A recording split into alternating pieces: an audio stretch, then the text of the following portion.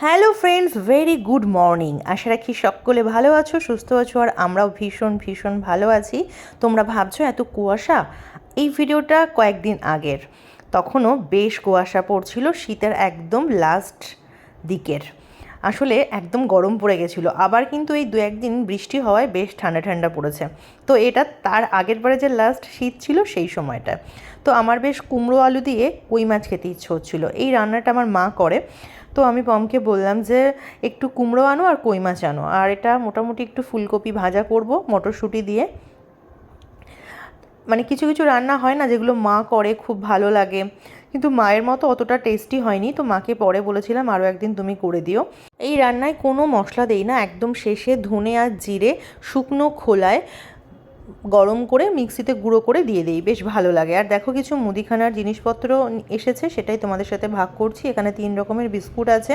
আমার একটু বিভিন্ন স্বাদের বিস্কুট খেতে ভালো লাগে। নিচে জিরে বিস্কুট আছে, আর আছে নিউট্রেলা সোয়া চাঙ্ক। এগুলো একদম ছোট ছোট, এগুলো না খুব তাড়াতাড়ি রান্না হয়ে যায়, এই জন্য মাঝে মাঝে এটাতে সেটাতে দিয়ে দিই। আর ডালিয়া, মুসুর ডাল, গোবিন্দভোগ চাল আছে।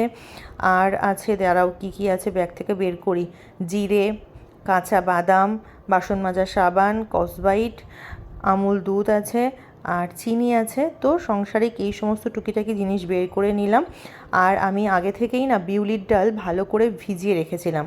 তো খুব সুন্দর করে মানে ভিজানোর পরে জল ঝরিয়ে সেটাকে মিক্সিতে জল দিয়ে দিয়ে বেটে নিয়েছি, আর সঙ্গে দিয়েছি মৌরি আর লবণ, আর কিচ্ছু না। ওদিকে হচ্ছে তেল গরম করে এখন আমি দিয়ে দিচ্ছি এক এক করে রসবড়া। আমাদের এবছর রসবড়া খাওয়া হয়নি, তো এটাই বাকি ছিল, তো ভাবলাম করে ফেলি। আর তোমাদের সাথে এখন যদি শেয়ার না করি তো কবে করবো? এরপর তো একদমই গরম পড়ে যাচ্ছে, বেশ ঠান্ডা ঠান্ডাতেই কিন্তু রসবড়াটা জমে। আর পাশেই আমি একদম গুড় জলের সাথে মিশিয়ে জাল করে নিয়েছি, যেদিকে লাল লাল করে ভাজবো আর পাশের খোলাতে দেব। এই যে দেখো অর্ধেকটা মতো হালকা হালকা লাল লাল হয়ে ভেজেছে। তো এখন দেখো পুরোপুরি লাল লাল করে ভেজে নিয়েছি। তোমরা কে কে রসবড়া খেতে ভালোবাসো বলো। এই রসবড়াটা আমাদের ওই বাড়িতে আমার মাকে আমি করতে দেখিনি, এই বাড়িতে হয়। আর বিশেষত পমো এটা খেতে ভালোবাসে, আর বানানোটাও খুব সোজা। তো ভাবলাম বানিয়েই ফেলি, আর বছরও বানিয়েছিলাম, এবছরও এটা বাকি ছিল, তো করে ফেলছি।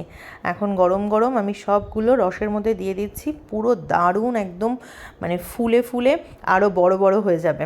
তো এখন দ্বিতীয়বারের খোলার জন্য দিয়ে দিচ্ছি তেল গরম করে। কড়াইতে একটু তেলটা বেশি পরিমাণে দিতে হয়, আর তৈরি করাটা খুবই সোজা। আমার এক বান্ধবী আছে, ও খেতে খুব ভালোবাসে।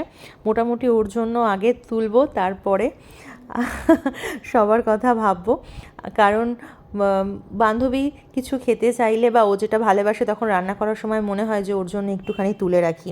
এগুলোকেই ভালোবাসা বলে। তো তোমরা কারা কারা রসবড়া খাও বা এই শীতে খেয়েছো অবশ্যই আমাকে কমেন্ট করে জানিও। আমার একটু তোমাদের সাথে শেয়ার করতে দেরি হয়ে গেল। তো যেটা ভিজে গেছে সেটাকে আমি আবার অন্য পাত্রে তুলে দিচ্ছি, দিয়ে নেক্সট বার যেগুলো ভাজবো সেগুলো আবার ওটার মধ্যে দেবো। তুলে রাখলে কি হয়, পরেরগুলো খুব ভালোভাবে ভেজে, তা না হলে আগেরগুলো দেওয়া থাকে তারপরে আবার এইগুলো দিলে সবগুলোর মধ্যে ঠিকঠাক রস পৌঁছায় না। ওই জন্য আমি আগের বারেরটা কিছুটা রস দিয়ে তুলে রেখে এই যে একদম আবার নতুন করে আবার দিচ্ছি, যাতে সবগুলো রসের মধ্যে দারুণ ভেজে।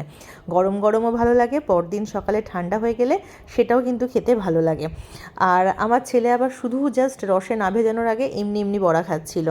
তো চলো আজকে এটুকুই, আজকে খুব একটা বেশি বড় ব্লগ আমি আনিনি, এটা বাকি ছিল তো তোমাদের সাথে শেয়ার করে নিলাম। তোমরা কেমন হয়েছে অবশ্যই আমাকে কমেন্ট করে জানিও। ভালো লাগলে একটা লাইক কমেন্ট করে দিও। তোমাদের প্রত্যেকটা কমেন্ট আমার কাছে অনেক অনেক অনেক মূল্যবান। তোমাদের কমেন্টগুলো আমাকে পরবর্তী ভিডিও বানাতে অনুপ্রেরণা জাগায়। চলো আজকের মতো আসি, তোমরা সবাই ভালো থেকো, সুস্থ থেকো। দেখা হবে আবার খুব তাড়াতাড়ি পরবর্তী ব্লগে। রসবড়াগুলো কেমন হচ্ছে তোমরা তো দেখে বুঝতেই পারছো, ঝটপট জানিও।